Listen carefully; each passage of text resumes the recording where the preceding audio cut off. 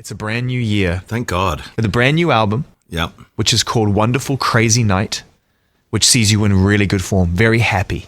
Yeah, I wanted to make a joyous record, Zane. The last two albums that I made were really private projects for me. One was the Leon Russell record of The Union, which I wanted to do because I wanted to get Leon out of kind of, not retirement, but reintroduce him to the public again. He'd never been recognized as much as he should have done. And that was great. He became a member of the Rock and Roll Hall of Fame, a member of the Rock and Roll Songwriters Hall of Fame, and it was great. And it was great for me, and it was great for him. And then I did an album with Jay Belrose on drums and Raphael Sadiq on bass, and that was fantastic. But, it was a very important album for me to do. This album is, I thought, I'm 69 in March this year. I want to do a real up-tempo record. I'm in a joyous frame of mind. I have a wonderful partner, husband. I have children that I love. My career is great. I have nothing to complain about. And I said to Bernie, listen, we're both in the same zone here. Let's write some really up lyrics. I told Davey last January when we were in Honolulu to go and buy some 12-string guitars because I wanted to make it jingle jangly. And we went in the studio last January and did 10 tracks, and then in April and did 4. And we came out with, a really up, even the slow songs have up lyrics. Oh, it's a joyful listen. Yeah. I wanted to prove that I can still rock out to myself. I rock out on stage, but I wanted to rock out on record. And it's not easy for me to write up-tempo songs as a piano player because, piano players, it's a different instrument to a guitar. And so on a piano player, you tend to write more chords. And on this album, I said to Davey, my guitarist, I'm writing in E, A, and D, and G so that you don't have to detune your guitar into flat keys. And it worked out great. And we had a ball. We did it in 17 days. How do you warm up when you're playing? How do you warm up? How do you get your hands moving? How do you get the blood moving? I don't. I go into the studio, and there are the lyrics. I don't see the lyrics before I go in. The first day, I went through the lyrics. I saw Blue Wonderful. I went, that's a good title to start with. Let's do that. And then we did that first day. We did a track a day and finished it with the backing vocals. Show off. I know. And then we did Wonderful Crazy Night next. And that was the template really for the record because it was then, this is the direction I really want the record to go in. Do you have to force melodies sometimes to find where you're going with Bernie's lyrics or lyrics, or they just I come have to say I don't. Oh. I know. What a yeah, exactly. It's because I don't write very often. I only write in, when we're going to do a record. I never play the piano at home. I do a lot of shows during the Really? year. David never says, come on, it's nice, it's Sunday afternoon. Oh, come on, I'd hit him. It's like when your family used to come around and say, oh, go on out, play the piano, give us a song. It's like, no, I'm sorry. This is what I do for a living. You're spoiled with your gifts. I mean, to be able to be like, I'll just leave that in the corner gathering dust and break it out for an album. That's good. Yeah. It's good to see you, man. And it's really nice to have this record. And it's nice to know that in and amongst a time when, if art reflects the times we live in, then it's understandable that there's a lot of very claustrophobic emotion going on. And yet you found a way with Bernie to broaden the listening experience here with this record. Yeah, and that's what we have to do. We've been 48 years together, and we've never written a song in the same room. So the experience now is just as joyous as it was when I wrote my first melody to his lyric. When did you make that decision, though, that you were never going to write a song in the same room? It just worked. It just worked. It just worked. And you don't question that. And it's just, when you've got a great melody to a lyric and you go and play it and you see the smile on his face. Yeah. I mean, to be his credit, he's never actually said, I don't like that. Although there must have been songs along the way that he thought, not turned out the way I thought it should be. But he's such a class act, he's never done that. This is our 49th year this year from writing together, and we have never had an argument. Isn't that great? Never. Not over music. And he's said some things to me about, I think your behavior is slightly over the top. Do you remember what you said last night? And I went, no. No, it's been an amazing relationship. And when you look at songwriting partnerships like Lieber and Stoller, who stayed together for a long time, Goffin and King, Bacharach David, Holland Dozier Holland, sometimes they break up. And in the case of Bacharach David, it was a tragedy, I think. And it's like this record is a joyous record because you never know. You never know what is around the corner. You don't know how long you're going to be here. And at this particular moment, I wanted to make this record joyous and happy so that, I didn't go out with just the diving board, which was a very low-key, very, I call it my fishtail dress record. It's like songs to sing at the Holiday Inn Maida Vale when you're 85 and you've suddenly gone through the transgender thing. Because, I've been married to a woman, I've been married to a man, and the only thing left now is the Caitlyn Jenner thing. So teeing that up, huh? Yeah, teeing that up and see what the possibilities are. 3 or 4 years more time. Publicity, yeah. 3 or 4 years time, roll that out. Daily Mail, hello, here we come. Here we come. Maida Vale, Holiday Inn, fishtail dress. The diving board in person. Right now, somebody at the Holiday Inn in Maida Vale is checking their diary and putting in pencil Elton John, the transgender showcase. I've just got to choose another name. What would it be? Sharon Cavendish or something like that. No, that came out of nowhere. Sharon Cavendish, sing songs for you to kill yourself by. 33 albums. That's all over the press that's come with the record. So it's like, okay, we're going to acknowledge the fact there are 33 albums, the 33rd album. This is the kind of number that very few artists who launch in this day and age right now will even be able to comprehend. They're lucky if they make 5. Right. Which is so sad. It's an indictment of the Well, it depends on whether or not you're taking control of your own independence and appreciate you'll make records regardless of the support you get left and right. But yes, for the most part, as the industry holds the keys still, rare to get that kind of catalog these days. Well, Taylor Swift will get there. As Ed Sheeran probably get there. Adele will get there. Adele will get there. You know, and by the time she's 90 she'll have that next album. One every 6 years. Kanye will get there. Yep. You know, it's madness. In the old days, things used to go straight to number 1, and that doesn't happen anymore. And that's why I was able to make records like the Leon Russell and the Diving Board, because I could do anything I wanted. Was it a challenge when you realized at that time in your life, in your career, that there wasn't that expectation anymore that every record was going to go to number 1? Was that a knock? No, because I knew that would come. I mean, it all came down to singles, really. I had 34 years of having a top 40 single every year. And then you get to a certain age where you don't get played on the radio now as a single artist, and I can do things with the Scissor Sisters, or Eminem redid the 2-packs and did Get a Gospel, which featured Indian Sunset. So, and I have little side projects like that, but no, I think you have to be aware and accept that you've had your day in the sun as far as that's concerned. And it's a kind of a relief. Part of it is that you do want to be competitive, but you just have to accept this is time for Justin Bieber and Adele and all those kids. It's their time now. And God, I had a huge run. Come on, I had an amazing run. How competitive were you at the height? Very, yeah. I've never been jealous. Jealousy is horrible. Rod and I have always been competitive to each other. And Ed Sheeran is incredibly competitive. Oh my God, that guy is outrageous. But he's not in a nasty way. He just wants to know his chart position. He wants to know who's playing his record on the radio, where it's not being played. And I was exactly the same. He's excited. It's a different. He is a baby-faced narcissist. I swear to God, he is one of the greatest human beings on this planet. Whenever I talk to that guy, I walk away and I'm just like, wow. I mean, he's just got the Justin Bieber single now that she's going to get to number 1, Love Yourself. But I love his enthusiasm. It's the right kind of enthusiasm. He's in party mode, right? He's been in party mode for the last 2 years. Oh, he's been in party mode for the last 2 years. And I said to him, now you're having some time off, don't get fat. I said, the last thing we need is a fat Ed Sheeran. So he stopped drinking. He did stop drinking. Then he started again. And he's off now. Yeah, he's off now. I email him a lot because I love him, because we manage him and he's part of my life, and I love him, and I really think he wants to be. When I manage people, I want them to have a career that's longer than 5 years. I want them to be able to do it if they want to have a career 30 years down the line. To do that, you have to play live and you have to be good at what you do. And he is. He's brilliant. Yeah, he is.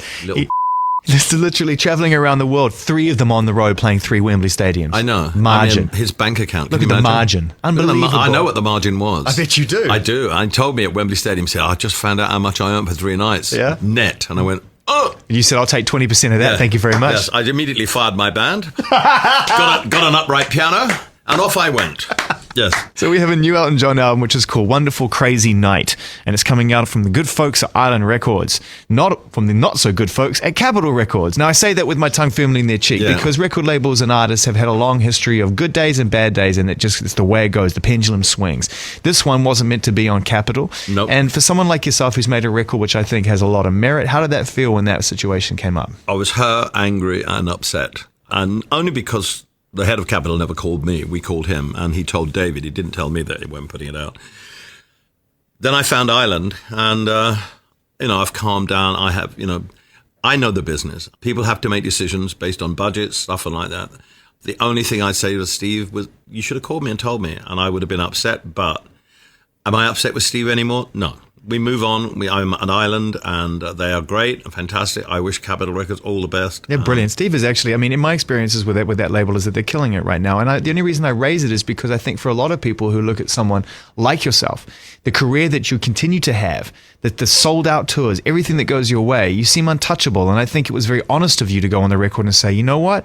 I'm not untouchable. I got a knockback this year. Yeah, I did. Absolutely. I was really hurt because this is of all the albums I've given, well, I've only given them one, and that was The Diving Board. It wasn't the most commercial record in the world. So I've given them something that is probably the most radio-friendly record on whatever radio station I'm going to play at. But it's the most accessible record I've made for a long time. Yeah. And I just thought that was kind of a strange decision. But they have old like Rod Stewart on their roster and me. So I was the old that they wanted to get. See, Rod won that one, didn't he? In the competition between you and Rod. But yes, he did win that one. He won that one. His album sold about 5 copies over here.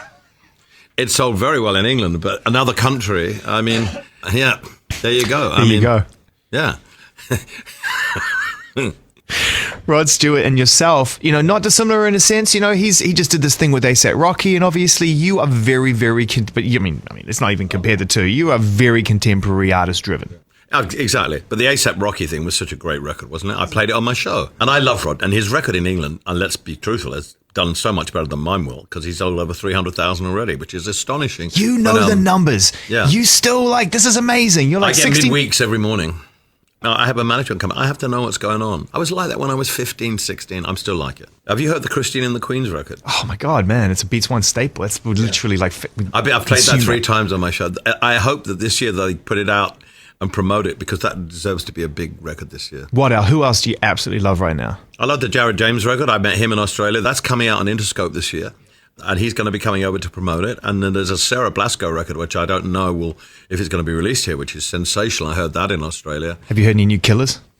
Haven't. They're making it. They're writing Lying. it. You've heard something. I haven't. I'm going to Vegas in a couple of weeks, and I hope to be riding with Brandon. Wow. I'm riding with Gaga tomorrow. Really? Yeah. What's she doing? She's doing a new record, yeah. Do you know what the vibe is? I mean, I've heard 2 songs which are killer. They're just great songs. It's like back to the early stuff of hers, and You and Me, and the Bruce Springsteen one, I always call it, Bad Romance. Yeah.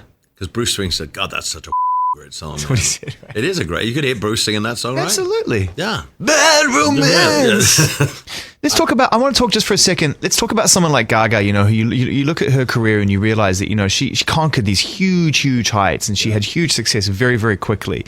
And then she made some bold creative decisions, and the pendulum swung the other way. She made some bad career. Art Pop was not a good idea. It was not a good album. I think she will admit that.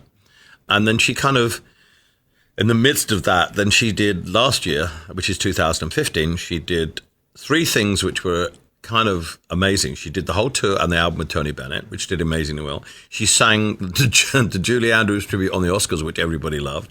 And she was on American Horror Story. So who is she then to you? Because those are 3 very theatrical, very artistically driven things that aren't necessarily the pop star that people probably, fly-by-nighters, will consider her to be in the first 2 years of her career. I think she's a great writer. To me, she is Stephanie Germanata, and I love her and I care about her. She's godmother to my 2 children. And I wanted to go and make a kind of simple, fabulous, great song record. Maybe like Tapestry, but her version of Tapestry. Oh, that would be epic. And I've heard 2 of the songs, and they're not complex. I mean, they're not complex arrangements, but they're great songs. It's all about the song. Yeah. Still to this day, it remains the craft. Let's talk about Justin Bieber for a minute. He was hanging by his fingertips. His career was nearly over. He had his first hit when he was 15. One of the things I hate about this business is seeing people fall. And I thought, God, he's made some really bad decisions. He's just being a kid, but he's surrounding himself with the wrong people. And then he's kind of wised up, made a great pop record. And he's got 3 songs in the top 5. And I am so happy for him. I'm so pleased for him. Because when people fall, people love to rub it in. And he was hanging on by his fingertips. And you watch from afar and you think, shall I give him a call? And you think, not at the moment. But if he is listening to this, well done. I'm so happy for you. Your album is a great pop record. And I'm so pleased that you're still in the game. It's a great pop album. It's a great pop record. We played 2 or 3 songs on our show, and, I wouldn't have thought, up to this point, up to this album, Justin Bieber would have been a natural fit for the kind of music that we play on our show. As broad as we are, he had his day with the mainstream, and we were trying to sort of do our best to sort of take artists and push them into the mainstream. He was already there. Yeah. He made a really good, tasteful pop record. But the thing that's also, he did the Skrillex record. Yeah. Which gave him credibility. And so that was a great move. And, the boy can sing. The boy is a great singer. So the Skrillex record, and then, choosing and making a great pop record, which sounds as if he's making the leap from boy to man. How do you do it? How do you handle it as someone who's spent your life in the spotlight, sometimes self-perpetuating through behavior, at other times you've been able to avoid or not avoid attention even when you don't want it? How do you stay centered in that environment? I never do interviews except when I have something to do, say, on a humanitarian level, or when I have something to promote, like this record. I try and keep away from the press as much as possible because I love my privacy. In the old days, when I first started, Zane, there were no camera phones, there was no internet, there was very few paparazzi. And so we had it easy. Nowadays, it's so easy to just tweet and do anything and be omnipresent. The thing that people love about Adele was she wasn't omnipresent. And people, by the time she got something ready, people are genuinely excited. Yes. It's like Star Wars. It's like people are so looking forward to it that they go out and it's a treat. It's like an occasion. Adele's record is an occasion. There aren't that many occasions in life anymore. And that's what Ed's got to do for about another year or so. Yeah. And he knows that. But that's the advice I give him. And he's smart. He knows that. And Adele was interested in Angelo, her little boy, and Simon, her partner. So that's what I love about it. Not only in terms of making records and being very prolific with your songs and wanting to release music and wanting to continue to release music and pouring yourself into that, but you tour, you play. Yeah. All the time. I'm a working musician. I am singing and playing better now at 69 than I was when I was 23, and I was playing well then. I have a wonderful band. I love it. But the touring's been scaled down a bit because everything's about the half-term holidays now and the being with the children. I have 2 weeks of being away from them now because I'm doing Las Vegas for a couple of weeks, and then I go back and they come out for half term in February, and I'll be with them all the time. Sucks though, right? 2 weeks away from your kids is just... Yeah, I thank God for FaceTime. I mean, I'm a Luddite. I don't have a phone, but I do have an iPad because I do want to stay in touch with my children, and I miss them. And when they left on Monday, we have a small, it's a nice house, but it's on all one floor.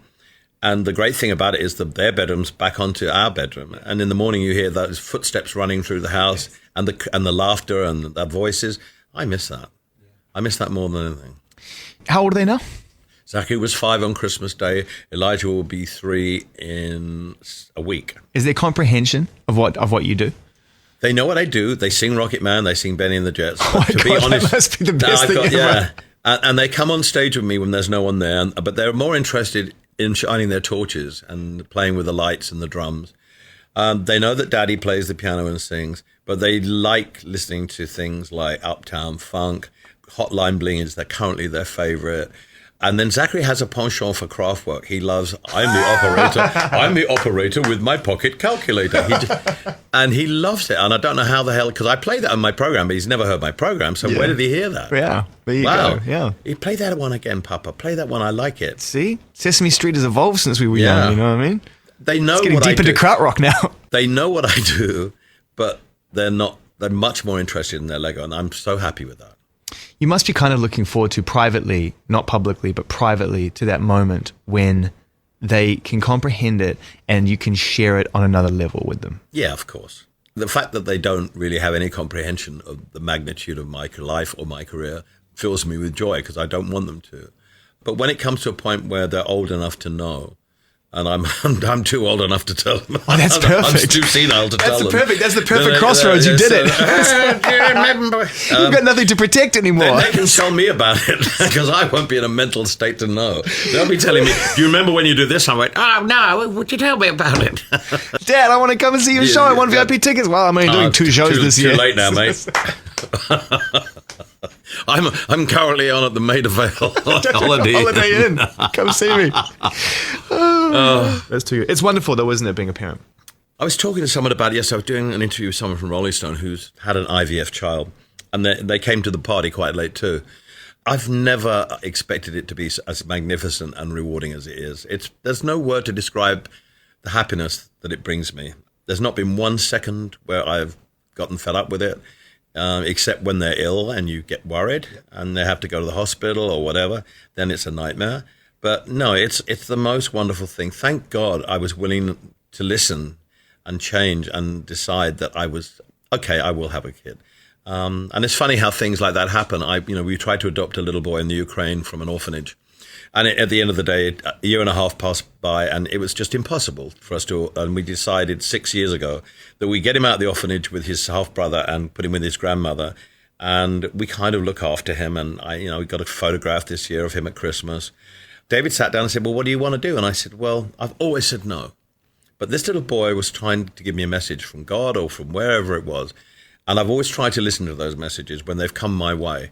And I said, I think he was telling me that I can be a dad and not to be such an idiot and to go for it. And I said, let's go for it. And we were very lucky. We went through the IVF route. We had Zachary first time and we had Elijah first time. And so it was the best decision I ever made. Yeah, because so much of life, you're on this search, aren't you? You're on this adventure, constantly looking for answers. And at the end of the day, it's letting go that is the ultimate. Yeah, listen, I love what I do. I love you and I love what I do. We're passionate. That's why I love you. You love your music so much. But at the end of the day, we've had some terrible things happen this year with people leaving and it's been very, very painful and very hurtful. And there are some days when you come home and you feel like crap. And then you spend a nanosecond with the boys and nothing matters anymore. My life is now slowly beginning to wind down, slowly, but it's slowly winding down because I want to spend some time with them. Before I had children, I was going to die on the road. I want to be B.B. King, Eric Morgan and whatever. It's like, goodbye, here I go. But I don't want that now. When I go, I want to be at home and I want to be with my kids and I want to have some special time for them. 2 more things I want to talk to you about. Points of interest, which you must get, because even though I speak to you fairly often, Elton has a penchant for calling me while I'm actually talking on the radio. I don't know, it's like you time it perfectly. It's not like you're listening or anything. I know you're not even... I am listening. Get out of here. You don't even have a phone. In France. You don't even have a phone. We're in France at the house, and I called you from France, sitting on the terrace, and we were listening to your show. I'll call him now. He's on the air. Yeah, Watch I'll call this. him now. Yeah. Watch this. 2 points of interest. The biopic. Yeah. The movie. Is it happening? It's still probably happening.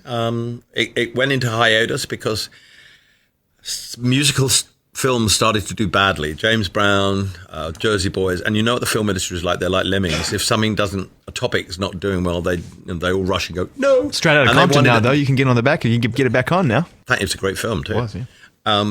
And then they say, well, we want to make it for 30, and we can't make it for less than 60. And so it's going to happen, and it'll happen eventually. And I always believe when the time is right, you're going to do it. So it will happen. Is it Justin still, or is it Tom Hardy? It's Tom Hardy at the moment. Yeah. So handsome. I know. The other thing as well I want to talk to you about, because I think it's important that we hear your side of it, because I was fascinated by the way this unfolded last year, was what was your conversation with Vladimir Putin like?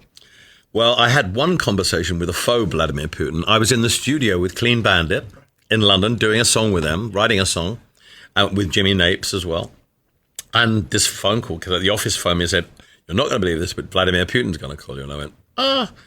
And so I had this kind of half an hour conversation that was translated with a fake Vladimir Putin. Okay, so what does a fake Vladimir Putin sound like? Sounded like a Russian. I mean, it was like translated, and the questions were they weren't silly questions. That's why I didn't think it was a fake. And thank God I answered the questions very intelligently and accurately.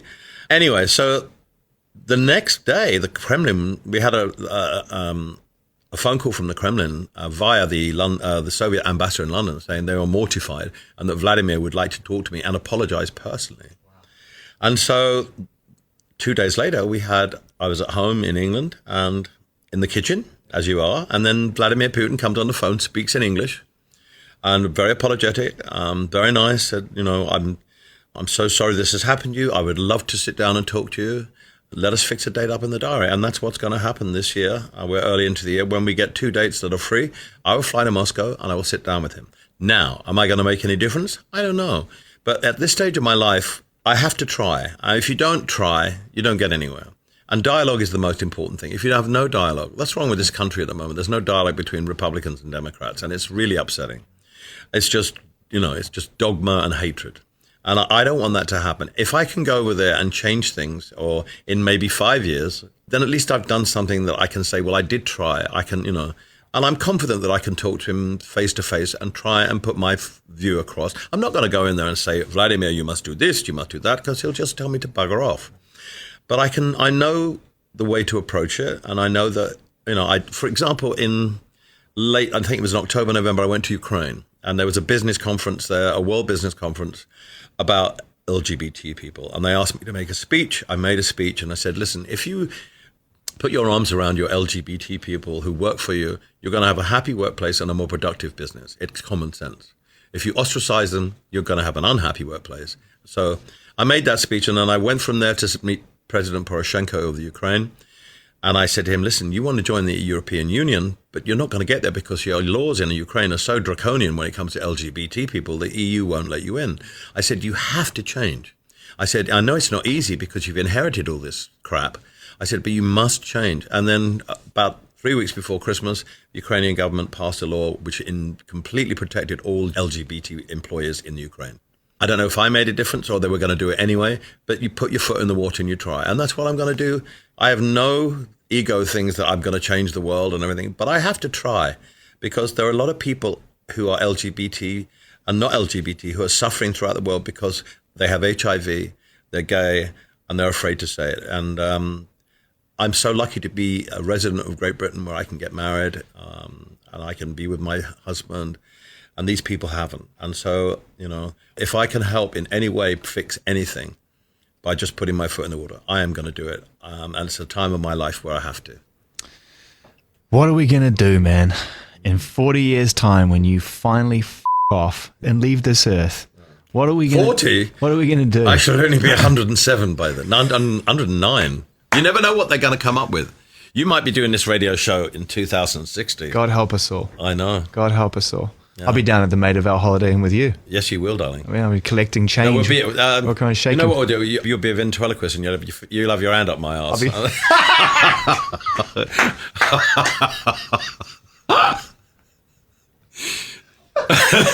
Here we are, Zane Lowe and Sharon. Good evening, everybody.